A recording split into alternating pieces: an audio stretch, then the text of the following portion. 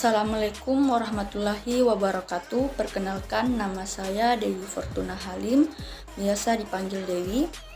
Saya dari kelas PBIA dengan NIM 20400122005. Saya membuat video ini untuk memenuhi tugas ujian tengah semester mata kuliah Sejarah Peradaban Islam. Pada video kali ini saya akan menjelaskan rangkuman singkat materi mata kuliah Sejarah Peradaban Islam, di mana materi tersebut ada 6 materi, yaitu materi yang pertama Arab sebelum Islam, yang kedua biografi Nabi Muhammad SAW, yang ketiga Islam periode Mekah dan Madinah, yang keempat masa Khulafaur Rasyidin, yang kelima masa dinasti Umayyah dan Abbasiyah, dan materi keenam adalah masa disintegrasi. Baiklah, kita mulai pada materi yang pertama, yaitu Arab sebelum Islam.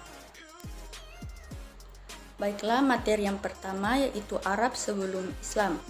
Masa sebelum kedatangan Islam dikenal dengan zaman jahiliyah, atau dalam bahasa Arab berarti bodoh. Namun begitu, bukan berarti bangsa Arab bodoh secara intelektual. Bahkan bangsa Arab pra-Islam ternyata telah mampu mengembangkan ilmu pengetahuan dari seni sastra. Dengan demikian, dapat dipahami bahwa bangsa Arab tidaklah bodoh, hanya saja mereka membangkang kepada kebenaran dan tidak mau menerima meskipun tahu sesuatu bahwa itu benar.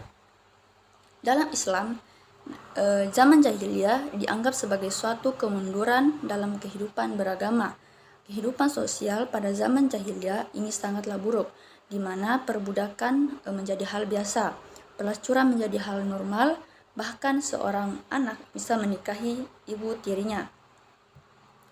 Baiklah, selain itu pertempuran antara suku sering terjadi. Dalam pertempuran, pihak yang kalah akan terhina selama hidupnya, dan keterhinaan paling parah adalah menyasar perempuan pada saat itu diperlakukan seperti benda mati. Pelacur juga membuat perempuan semakin rendah hingga diperjualbelikan. Parahnya lagi, mereka bahkan mengubur hidup-hidup bayi perempuan mereka yang baru lahir. Adapun kebiasaan-kebiasaan buruk bangsa Arab seperti meminum minuman keras, berjudi, menyembah berhala. Namun ada beberapa kelompok yang terbebas dari kehidupan sosial Arab jahiliyah yang buruk tersebut. Bangsa Arab pra-Islam juga telah menganut berbagai macam agama, adat istiadat, akhlak, dan peraturan-peraturan hidup, serta perekonomian orang Arab pra-Islam yang sangat bergantung pada perdagangan daripada peternakan ataupun pertanian. Baiklah, materi yang kedua yaitu biografi Nabi Muhammad SAW. Nabi Muhammad SAW lahir pada tanggal 12 Rabiul Awal tahun 571 Masehi. Saat kelahiran Rasulullah tersebut terjadi peristiwa pasukan gajah menyerang Ka'bah. Tahun tersebut kemudian juga dikenal dengan nama Tahun Gajah saat kelahiran Nabi. Nabi Muhammad SAW lahir dari seorang ibu bernama Aminah binti Wahb dan ayahnya Abdul Muthalib. Ayah Nabi Muhammad SAW meninggal dunia saat ia berusia 2 tahun dalam kandungan. Nabi Muhammad diberikan kakeknya yaitu Abdul Muthalib yang memiliki arti orang terpuji. Saat berusia 6 tahun, Aminah, ibu Nabi Muhammad SAW, meninggal dunia dan kemudian diasuh oleh Ummu Aiman dan Abdul Muthalib. Kemudian Abdul Muthalib meninggal dunia di tahun 578 Masehi dan melanjutkan merawat Muhammad adalah pamannya Abu Talib. Pada usia 25 tahun, Nabi Muhammad menikah dengan Khadijah yang saat itu berusia 40 tahun. Pernikahan dengan Khadijah tersebut, beliau dikaruniai 6 orang anak: Qasim, Abdullah, Zainab, Ruqayyah, Ummu Kalsum, dan Fatimah. Wahyu pertama Nabi Muhammad didapatkan saat berada di dalam Gua Hira yang berada di Jabal Nur. Saat itu malaikat Jibril datang dan membawakan wahyu pertama dari Allah Subhanahu wa taala, yaitu surat Al-Alaq ayat 1-5, dan itu juga menjadi tanda bahwa Nabi Muhammad SAW diangkat menjadi nabi saat berusia 40 tahun. Setelah mendapatkan wahyu pertama, Nabi Muhammad melakukan dakwah kepada keluarganya di Bani Hashim, namun hanya Ali bin Abu Thalib yang menerimanya. Nabi juga sempat mendapatkan pertentangan dari kaum Quraisy, bahkan juga mendapat pertentangan dari pamannya yaitu Abu Jahal dan Abu Lahab. Setelah beliau menunaikan haji ke Mekah pada tahun 632, pada Senin 8 Juni 632, setelah mengalami sakit yang cukup parah, Nabi Muhammad meninggal pada Senin 8 Juni 632 di rumah istrinya Aisyah. Baiklah, materi yang ketiga yaitu Islam periode Mekah dan Madinah. Kondisi masyarakat Mekah sebelum Islam yang tidak menerima agama Tauhid serta memiliki kebiasaan yang tidak sesuai dengan ajaran agama. Maka Allah Subhanahu wa Ta'ala mengutus Nabi Muhammad SAW untuk mendakwahkan agama Islam. Islam di Mekah berkembang memiliki tahapan-tahapan, yaitu Rasulullah SAW berdakwah secara sembunyi-sembunyi untuk mencari pendukung setia, dan Rasulullah SAW berdakwah secara terang-terangan setelah mendapat pendukung yang cukup.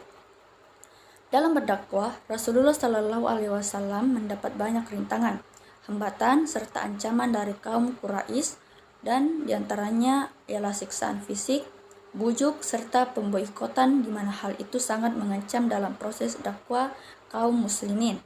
Ditambah lagi ketika Rasulullah SAW ditinggal oleh dua orang yang disayanginya, namun Rasulullah SAW tidak berputus asa dan tetap melanjutkan dakwah beliau dengan semangat juang kaum muslimin, membuat pendukung serta pengikut kaum muslimin semakin bertambah banyak.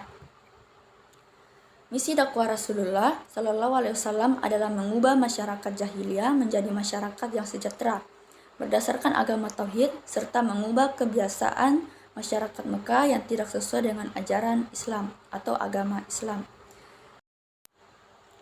Baiklah, materi yang keempat yaitu masa Khulafaur Rasyidin. Masa Khulafaur Rasyidin yang pertama yaitu Abu Bakar As-Siddiq.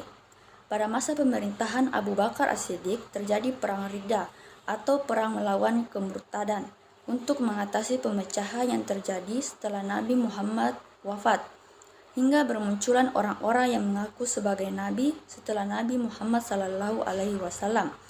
Berkat ketegasan Khalifah Abu Bakar serta keteguhan hati para sahabat, permasalahan yang muncul bisa ditangani dan distabilkan kembali.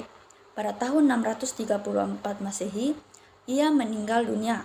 Masa sesingkat itu habis untuk menyelesaikan persoalan dalam negeri, terutama tantangan yang ditimbulkan oleh suku-suku bangsa Arab yang tidak mau tunduk lagi kepada pemerintahan Madinah. Yang kedua yaitu Umar bin Khattab. Ketika Abu Bakar digantikan Umar bin Khattab, Islam mengalami kemajuan sangat pesat. Umar bin Khattab beserta pasukan berhasil mengalahkan dua kekuatan besar saat itu, yakni Romawi di barat dan Persia di timur. Peranan Umar dalam sejarah Islam masa permulaan merupakan yang paling menonjol karena perluasan wilayahnya. Di samping kebijakan-kebijakan politiknya, Umar melakukan banyak reformasi secara administratif dan mengontrol dari dekat kebijakan publik, termasuk membangun sistem administratif untuk daerah yang baru ditaklukkan. Yang ketiga yaitu Umar bin Khattab. Ketika Abu Bakar digantikan Umar bin Khattab, Yang ketiga yaitu Utsman bin Affan. Di masa kepemimpinan Utsman, umat Islam mengalami era paling makmur dan kesejahteraan. Umat Islam dalam keadaan yang makmur dan bahagia. Kawasan dunia Islam pun telah bertambah luas. Dan ketika Utsman menjadi sebagai khalifah, ia meneruskan sebagian besar garis politik Umar. Ia melakukan berbagai ekspedisi untuk mendapat wilayah-wilayah baru.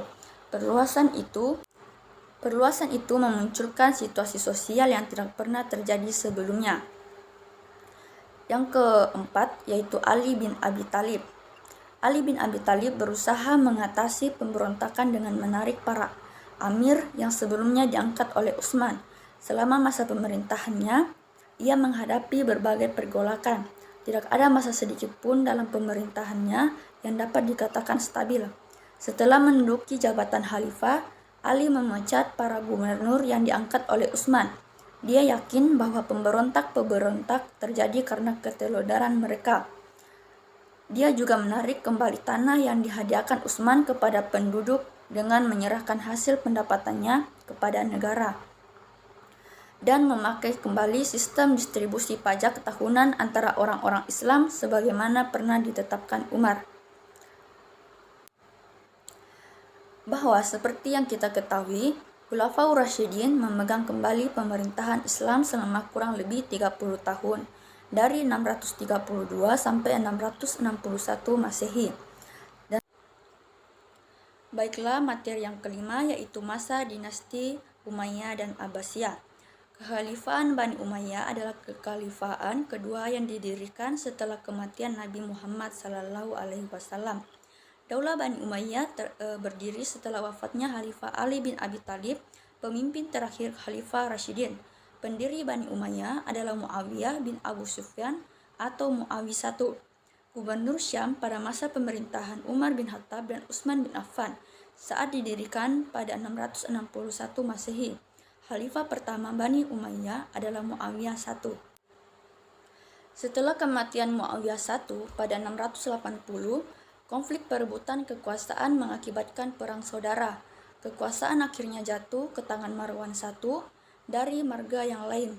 Wilayah Suriah tetap menjadi basis kekuatan utama Bani Umayyah selain itu, dan Damaskus adalah ibu kotanya.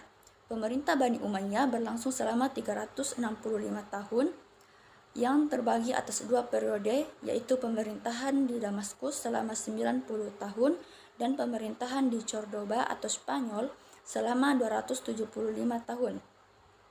Setelah Ali terbunuh, kepemimpinan sempat dilanjutkan oleh putranya, Hasan, namun setelah beberapa bulan, Hasan mundur dari posisinya demi mendamaikan kaum muslimin yang kala itu sedang dilanda beragam fitnah. Oleh karenanya, sering disebut bahwa Daulat Bani Umayyah itu didirikan dengan kekerasan dan tipu daya. Bani Umayyah juga mengubah pemerintahan yang awalnya demokratis menjadi monarki atau sistem pemerintahan berbentuk kerajaan. Setelah resmi menjadi Khalifah Bani Umayyah, Muawiyah memindahkan ibu kota pemerintahan dari Madinah ke Damaskus. Muawiyah kemudian memfokuskan diri pada perluasan wilayah, hingga akhirnya berhasil menaklukkan seluruh kerajaan Persia sebagai kerajaan Bizantium di Afrika, Khurasan, dan Afghanistan. Bani Umayyah mencapai masa keemasan pada masa pemerintahan Khalifah Al-Walid I atau Al-Walid bin Abdul Malik yang memimpin pada tahun 705 sampai 715 Masehi. Baiklah, materi yang keenam yaitu masa disintegrasi. Disintegrasi merupakan suatu keadaan yang terpecah belah dari kesatuan yang utuh menjadi terpisah-pisah. Penyebabnya terjadi disintegrasi pada masa Khalifah Islam di masa lampau, yaitu diantaranya adalah dinasti-dinasti yang memerdekakan diri dari Baghdad, perebutan kekuasaan di pusat pemerintahan, perang salib, serta faktor-faktor yang menyebabkan kemunduran Bani Abbasiyah. Masa disintegrasi itu muncul akibat adanya perpecahan dalam pemerintahan Bani Abbasiyah. Perpecahan kalangan umat Islam menjadi besar dengan adanya daerah-daerah yang berdiri sendiri di samping Baghdad. Sebagaimana dilihat, timbul pusat-pusat kebudayaan lain, terutama Kairo di Mesir, Cordova di Spanyol, Asfahan, Bukhara, dan Samarkand di timur. Baiklah, itulah tadi penjelasan materi rangkuman dari saya, mulai dari materi pertama yaitu kondisi bangsa Arab sebelum Islam sampai masa disintegrasi. Sekian dari saya. Assalamualaikum warahmatullahi wabarakatuh. Jangan lupa like.